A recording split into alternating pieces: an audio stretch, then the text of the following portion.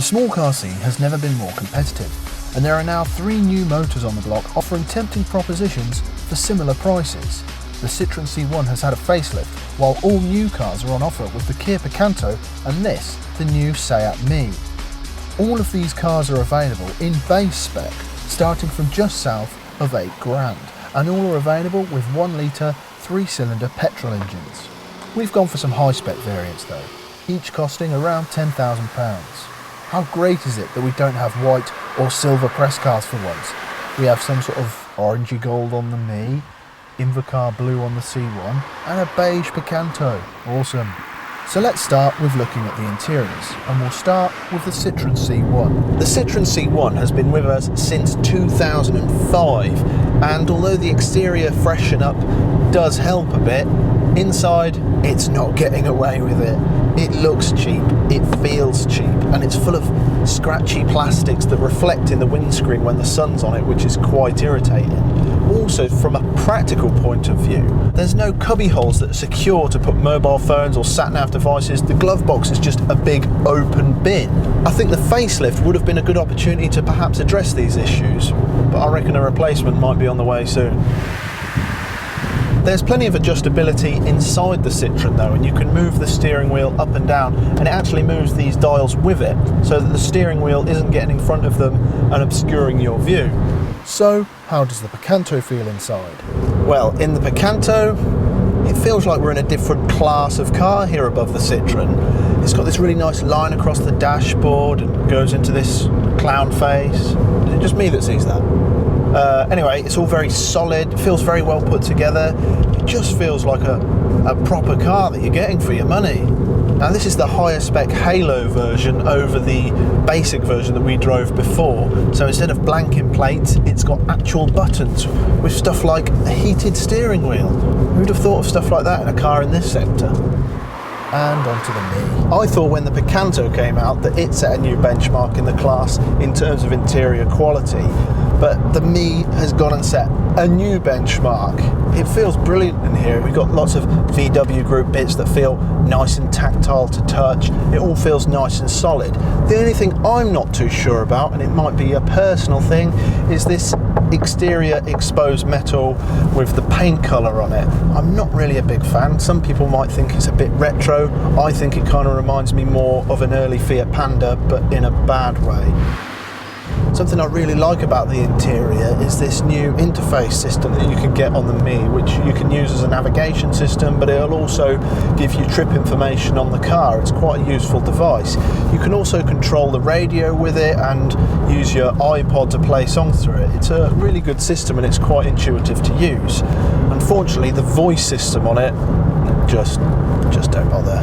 Also with the interior, I've found that when I get the steering wheel at the position that I actually like, I can't really see the top of the speedo, so between 40 and 90 I don't really know what speed I'm doing.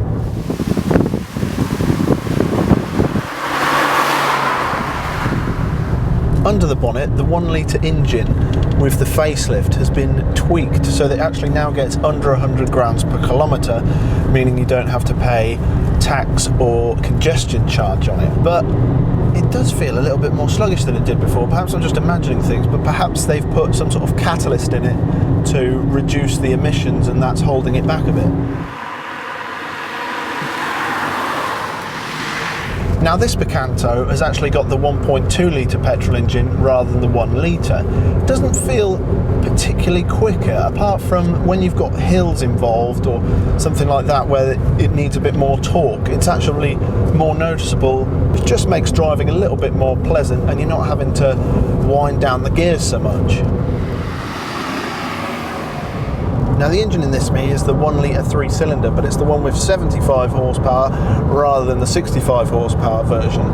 It does feel quite pokey, especially when you're in the lower gears, and from first to second I actually got a bit of wheel spin, which is surprising for a car with an engine this size and in this sector. It does feel like a car with a larger engine than it actually has until you get into the higher gears. Then you notice that it does run out of puff a little bit, but thankfully it's got quite a good gearbox, so if you do have to put your way through the gearbox to maintain speed, it's not really an issue. In the C1, it's got a very smooth ride and it deals with lumps and bumps very well. It's got a very soft suspension setup. Byproduct though is under cornering. You do get a fair amount of body roll and the steering's a little bit numb.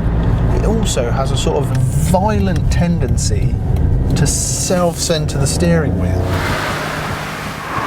The highlight for me with the Mii is that handling is absolutely brilliant for a car like this. So usually with small city cars you expect them to be all numb and understeery, and the Mii isn't. It's brilliant.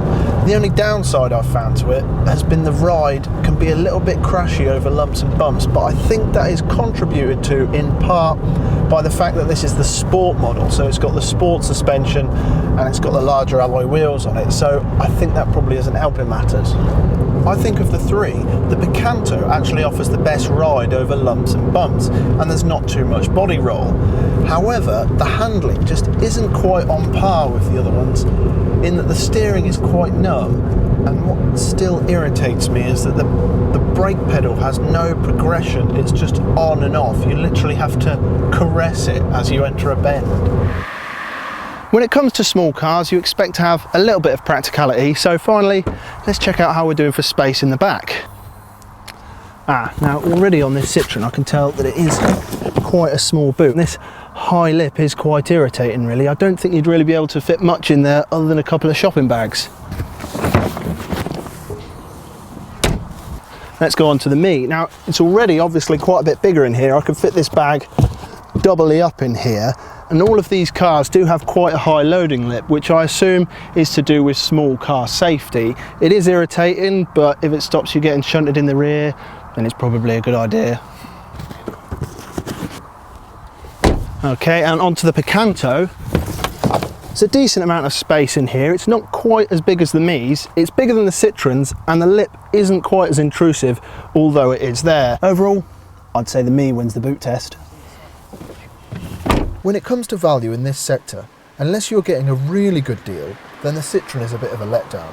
It's getting old and it feels it. The Picanto impresses, especially with the 7-year warranty, while the Mii is the car that offers the best round abilities. So depending on driving and requirements, the Picanto is tough to beat, but the Mii manages it. The Mii and its VW Group brothers really has moved the game forwards in the budget city car sector in terms of quality, and while it comes out on top, it's going to have to work hard to stay on top of future offerings from Korea.